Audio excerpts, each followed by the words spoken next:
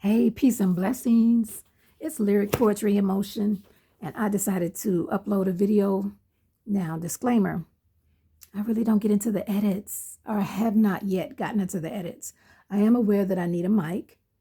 I'll try to speak up, and that the lighting could be better, but right now, I'm just rocking an overhead. That's me, unapologetically. However, I do care about the quality of anything I put out. So that's in the works. A mic, some lights, and I may possibly edit in the future. But this one, I'm not going to edit. I'm going to upload it because it's like ripping the band-aid off. So I was recently just talking to a friend about writing and how at times we can experience writer's block. And I was sharing that one thing I initially thought about doing with this channel, and this was maybe, I think I started this channel like 4 years ago, was connecting my writing, my written and spoken word, to some of my outdoor adventures or just day-to-day journeys, and maybe doing voiceovers and connecting the two. I got away from that. I did a few videos, and now I'm back being more consistent with doing videos. So when I was going through my bookshelf, purging some paperwork, and choosing a book that I want to start reading before the end of the year. Indigo saying hello. Say hello. Are you saying hi? I came across my book of poetry, an old school book of poetry. So this thing has been loved on. And if I take a look, this is a book that I was writing back in the day. That's how we were doing it. If we didn't write it out in comments, then I know I did, typed it out to try to make it neater. But from this start date, this is an old address. I don't live there anymore, but even still, this is from 2002. And when I used to do spoken word, I remember this. I used to say, get high off the smoke from my mental hits. The smoke vibes that I send will give you a quick fix. And hell, girls would truly love this shit.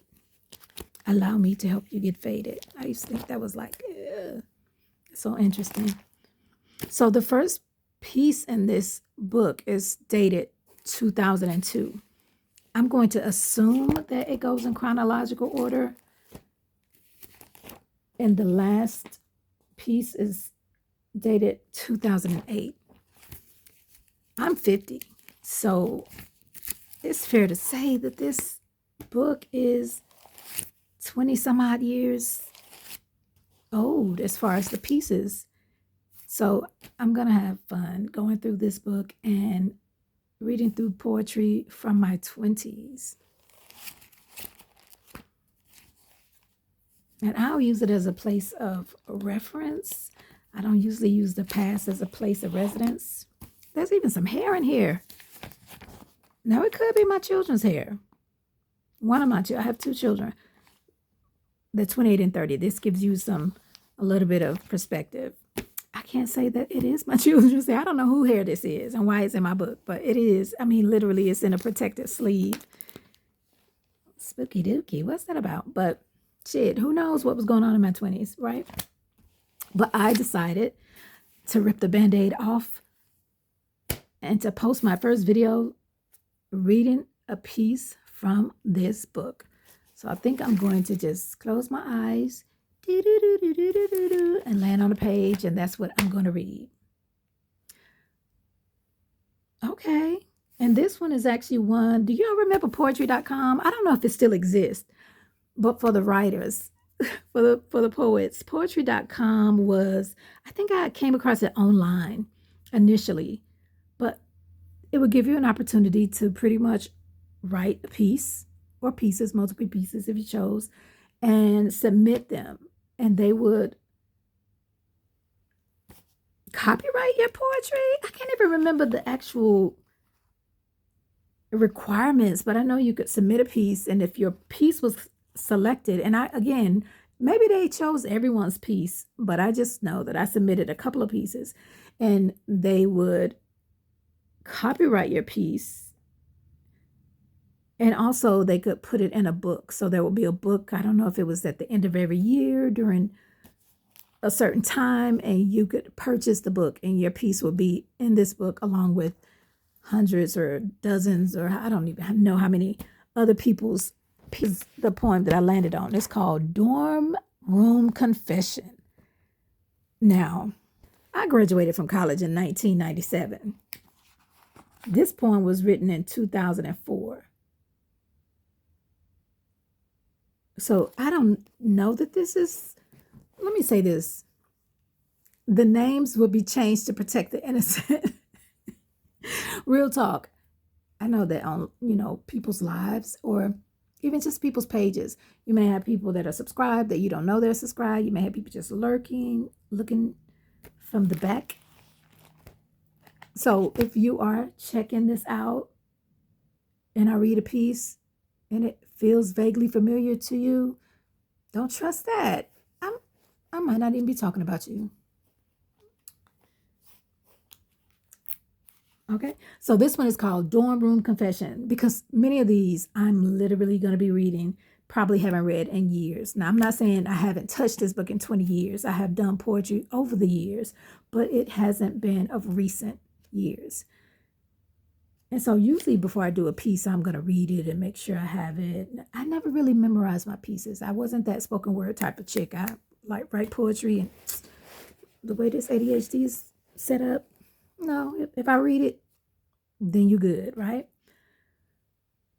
So I don't know how this is going to flow, but this is the one I chose. And again, no edits, ripping a Band-Aid off, blowing the dust off. This one is called Dorm Room Confessions. Thoughts run through my mind like a marathon, only this time there is no winner. I find it hard to breathe at night. The air is getting thinner. The dorm room never seemed so small. Our twin beds never so close. I lay awake and hear you breathe. I watch you toss and turn. I wonder if you know my thoughts, if you can feel my dreams. I just can't get you off my mind. What else could that mean? I must confess that I stay awake until you come to bed.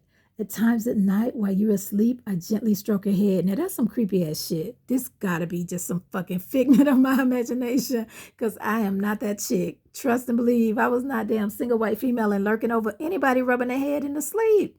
No. This, again, I wrote this years after I graduated undergrad. But let's keep going. What? That was creepy. Okay. At times at night, while you're asleep, I gently stroke your head. You have no idea how I feel. This is my confession. Next semester, room alone. I guess that is my lesson. Some say I'll keep what I learned in college until my dying day. I've fallen in love with my roommate, and this shit won't go away. I'll write you my confession and tape it to the door. I'm moving out tomorrow. I can't take this anymore.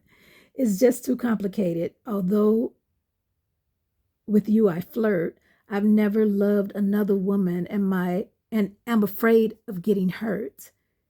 If you decide you want to try, in case you wish to see, I'll be upstairs at the end of the hall in dorm room number 3. And that was pretty decent. It got into poetry.com. But again, let me say this. During all of my dorm room residencies, I was on the bottom floor. I never stayed in a room 3.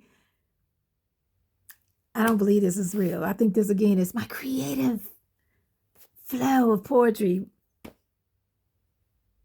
But I am pretty close with one of my roommates. But that wasn't happening. When I was in college, even though I was, for those of you who don't know, I'm a lesbian, unapologetically.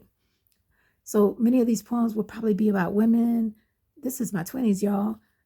Navigating through relationships, life, feelings, emotions, other stuff. But I cannot say that this was about anybody in particular. It may just be a figment of my imagination. All right, I'm going to do one more. Flip, flip, flip, flip, flip. Boom. Okay. This is called The Journey. And I did. I initially wrote this, excuse me, and I thought it was going to be a song. Am I a songwriter? I guess if I wrote something and said I could sing it. But no, I remember thinking I was going to sing this, and it had like a little tune. The journey begins, etched into my skin. Every birthmark, scar, and move. Reveal the story of where I've been. Take the time to read my song, the best story ever told. Then I was like, babe, that is whack. So I decided to keep it as a spoken word piece. But I have two versions. So I believe that at some point I did some edits, but I'm going to stick with the one that I originally turned to. It is entitled The Journey. The journey begins, etched into my skin. Every birthmark, scar, and mole reveal the paths of where I've been. Take the time to read my soul, the best story ever told. At one with the Creator, Mother Africa's native, descendants of queens and kings, behold, I am the greatest. My womb birthed the nation. My hands built strong foundations. My back is strong. My shoulders carried the world. My body's aching. My mother passed down her poison of shattered dreams and hearts left broken. The duty now lies in me to give back to my seeds all that was stolen. The queen and me planted two royal seeds, so I birthed a king and queen. Now the journey begins. I've taught all loose ends and the roots to my family tree. I'm no longer broken. I'm no longer choking. The rope around my neck now holds onto my crown chakra's token. My life sojourns through herstory, libations poured for the ones who came before me, trailblazers in the struggle.